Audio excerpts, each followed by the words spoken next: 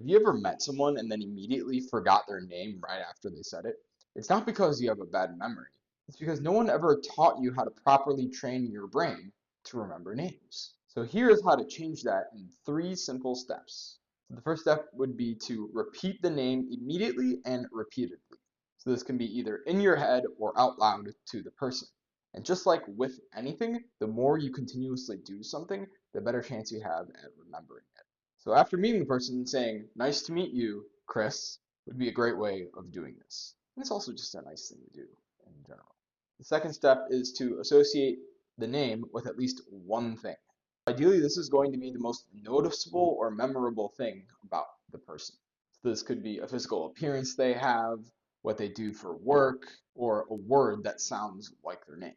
That way, when you see them again, that thing that you remembered about them pops up in your head and you can more easily remember what their name is. And the third and final step is to use their name one more time before leaving.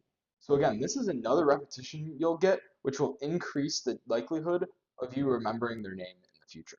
So the best way to do this would just be saying something like, "Great meeting you, Chris." And additionally, this also shows that you took the time to remember their name, which I'm sure that person will appreciate. And in worst case scenario, if you don't remember their name, you can just ask them again right before you leave. There's really no harm in doing that because it still shows you're making an effort to remember their name. And so here's a bonus step of something that I do personally, which is think about their name later in the day, whether that be an hour later, 2 hours later, or at night before you go to bed.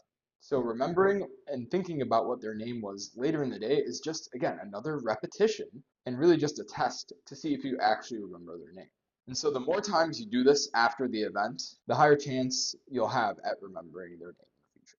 And so if you use these 3 simple steps along with my bonus step, you'll be remembering everyone's names. So if you want to see how you can do this in real time, I break down a real life example that I go through just about every week that has me remembering every person's name with ease. So that'll be in my next video that I make.